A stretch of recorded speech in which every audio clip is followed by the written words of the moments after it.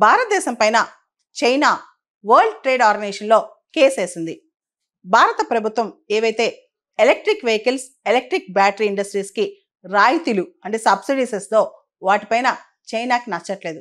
China electric వెహికల్స్లో, electric vehicle మ్యానుఫ్యాక్చరింగ్లో కీలక పాత్ర పోషించాలనుకుంటుంది.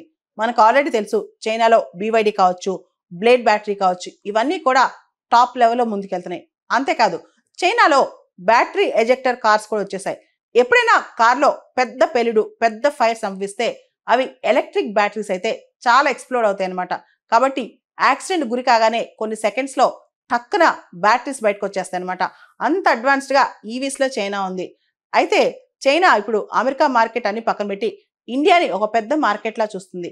India చాలా పెద్ద ఈవీస్ మార్కెట్లా చైనా భావిస్తుంది అనమాట. ఎందుకంటే ఇండియా కూడా క్లీన్ ఎనర్జీ, గ్రీన్ ఎనర్జీ వీటి మీద ఎక్కువగా ఫోకస్ చేస్తుంది కాబట్టి. అయితే ఇండియన్ మార్కెట్ ఇంకా నేసెంట్ స్టేజ్లో ఉంది కాబట్టి ఇండియాలోని మార్కెట్ని క్యాప్చర్ చేయాలని చెప్పి చైనా అనుకుంది. అయితే ఇండియా మాత్రం తన మీద తను ఫోకస్ చేసుకుంది. ముఖ్యంగా ఎలక్ట్రిక్ వెహికల్స్ విషయంలో డొమెస్టిక్ మ్యానుఫ్యాక్చరర్స్ని సపోర్ట్ చేస్తూ కొత్త కొత్త పాలసీస్ తీసుకొచ్చింది, కొత్త కొత్త సబ్సిడీస్, ఇన్సెంటివ్స్ ఇస్తుంది అనమాట.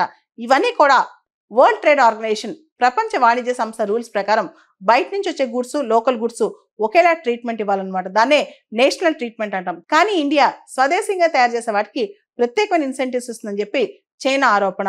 ఏదైతే ఇంపోర్ట్ సబ్స్టిట్యూషన్ గూడ్స్ ఇతర దేశాల నుంచి కొనుక్కోకుండా మన దేశంలోనే ప్రత్యేకమైన రాయితీలు, ఇన్సెంటివ్స్ ఇచ్చి భారతదేశం సపోర్ట్ చేస్తుందో అది చైనాకి నచ్చట్లేదన్నమాట.